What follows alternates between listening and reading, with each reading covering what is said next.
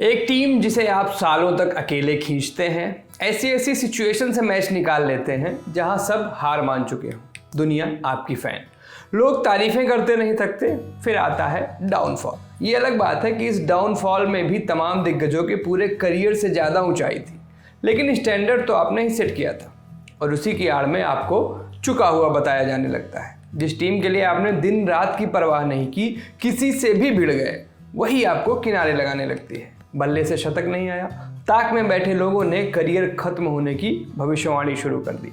Board में बैठे दादाओं ने कप्तानी ले ली। आईपीएल में तो खैर टीम हर बार ही गड़बड़ कर रही थी, तो अब क्या ही नया होता। वापसी की कोई उम्मीद नहीं दिख रही थी। तकरीबन हर पारी में आउट होने का नया तरीका दिख जाता, कभी कोई बॉलिंग स्टाइल तो कभी फील्डर की ब्रिलियंस। पूरी दुनिया के साथ सितारे भी खिलाफ हो गए। सबने उम्मीद छोड़ दी थी, सिवाय दो लोगों के, या शायद बस एक इंसान था जिसका विश्वास नहीं हिला था, अनुष्का शर्मा।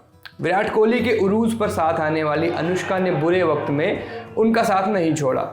लोग कह सकते हैं कि यही तो परिवार का काम होता है, लेकिन ये कहने वालों को भी पता है कि इस काम को करना कितना बड़ा काम होता है। सब नहीं कर पाते। अनुष्का चट्टान की तरह खड़ी रहीं, कोहली के साथ तमाम धार्मिक स्थलों पर जाती रहीं। इसे लेकर बहुत मजाक भी बना, तरह तरह की बातें हुई, लेकिन इसमें नया क्या था? ये देश यही तो करता है। बेरोजगारी इतनी ज़्यादा है कि दूसरों के जीवन पर जोक करना भी रोजगार मान लिया गया है, और ज़्यादातर लोगों के लिए तो ये फुल टाइम काम है। तो ये अपना काम करते रहे, अनुष्का अपना काम करती रही। लेकिन इन सब के बीच मैदान पर तो वापसी विराट कोहली को ही करनी थी। खेल से ब्रेक लिया गया और फिर वापसी हुई एशिया कप 2022 का मैच सामने अफगानिस्तान। ओपन करते हुए कोहली ने शतकों का इंतजार खत्म कर दिया, भारत को जिताया, प्लेयर ऑफ द मैच बने और बोले, सबसे पहले तो शुक्रगुजार हूं कि आज का दिन ऐसा गया। खेल से ब्रेक लेने ने मुझे आराम से बैठ अपने बारे में बहुत सारी चीज़ों पर गौर करने का वक्त दिया। मैं एक खास व्यक्ति का जिक्र करना चाहूँगा, अनुष्का। वह इस कठिन वक्त में मेरे साथ खड़ी रहीं। मैं उनका जिक्र इसलिए भी कर रहा हूँ कि उन्होंने इन महीनों में मुझे एकदम प्राकृतिक अनगढ़ रूप में देखा।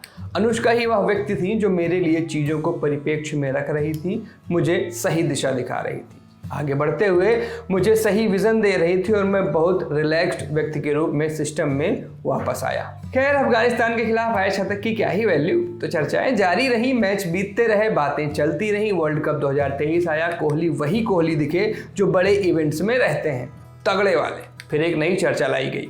यूँ तो ये गैर जरूरी थी, लेकिन इस दुनिया में कुछ भी गैर जरूरी नहीं होता है। इसी तर्ज पर चलते हुए कोहली की बैटिंग को टुक टुक बताया गया। जिस कोहली के कैलकुलेशन से कैलकुलेटर शर्मा जाए, उसे स्लो बैटर, स्टैट पैडर इत्यादि सब कुछ बताया गया। हजारों रन, दर्जनों शतक, सब बर्बाद, क्योंकि कानपुर में बैठे कर्ण ने कोहली की असलियत पकड़ ली थी। उसे पता चल गया था कि कोहली सिर्फ अपने लिए खेलता है, रिकॉर्ड्स के लिए खेलता है, और इसी के चलते उसकी बैटिंग में दम नहीं है। कर्ण बस एक उदाहरण भैया, आप पर्सनल मत लेना कोई लोग। ये अलग बात है कि यही बेदम बैटिंग कोहली को वनडे के शिखर पर बिठा गई।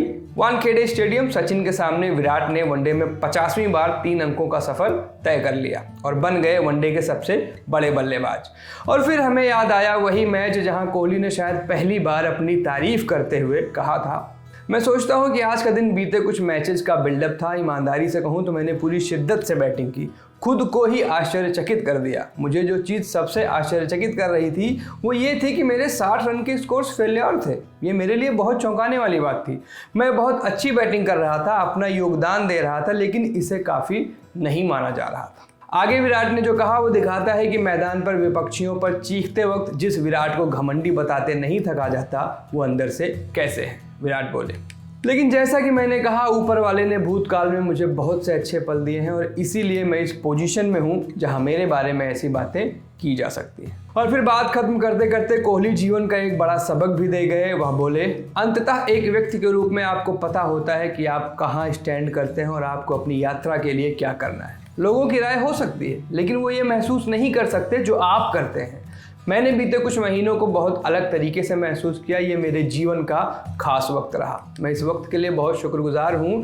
क्रिकेट में आगे बढ़ने के लिए मुझे अपने लिए अपना नज़रिया बदलना ही था। आज विराट निर्विवाद रूप से वनडे के सबसे बड़े खिलाड़ी बन चुके हैं, लेकिन दुनिया का बस चलता तो उन्हें कब का खत्म कर देती। और इसीलिए विराट न सिर्फ सबसे बड़े क्रिकेटर हैं, बल्कि वह चलते फिरते कॉलेज भी हैं। कॉलेज जिस पर बस नज़र रखकर आप जीने का तरीका सीख सकते हैं। सीख सकते हैं कि आप कब खत्म होंगे, ये बस आपका फैसला होगा, किसी साथी, प्रशंसक, दोस्त या कलीग का नहीं। बस आप तय करेंगे कि कब खत्म हो जाना है और कब अपने ऊपर उठ रहे सवालों को खत्म करना है। आप गेम से बाहर कब होंगे ये आपके अलावा कोई और नहीं तय करेगा। नमस्ते, मैं सूरज हूँ, आप ललन टॉप स्पोर्ट्स देख रहे थे। शुक्रिया। Sir Bhuvan sir, I love you भाई। क्या नाम है आपका? सर अरबाज खान। सर मैं आपसे बहुत प्यार करता हूँ सर। सवाल क्या है? हाँ, सर सवाल कुछ नहीं सर, मैं पागल हो गया, मैं भूल गया। बहुत बढ़िया, भगवान तुम्हें जल्दी स्वस्थ करे। बेटा आदिल, एक बात सुन, ये ललन टॉप का इवेंट है तो ललन फ्लॉप बातें मत कर। तो चंबल की डकैती और अवधोजा की बकैती। स्कूल में कुछ भी गलत हो तो प्रिंसिपल को एक ही नाम याद आता था, अवधोजा। तो मैं उनसे कहता था सर कहीं तो खिलवा दो। सर बैठो चुपचाप। तुम्हारे बाप कभी बॉल पकड़े? उस आदमी ने जिस दिन ये कहा ना कि तुम्हारे बाप कभी बॉल बैट पकड़े, मैंने कहा बैट वैट तो ना पकड़े मास्टर, आज शाम को बताएंगे बैट चलाया कैसे जाता। अब इतने शानदार मेहमान होंगे तो माहौल तो जोरदार होगा ही। इस साल कौन कौन से मेहमान आ रहे हैं पूछिए मत, खुद आकर देखिए, या फिर किसी को बुलाना है तो कमेंट बॉक्स में उसका नाम लिखिए। 24, 25 और 26 नवंबर को मेजर ध्यानचंद नेशनल स्टेडियम नई दिल्ली में जब रहा है ललन टॉप अड्डा। फ्री में रजिस्ट्रेशन करें वेबसाइट या ऐप पर दिए बैनर पर क्लिक करके।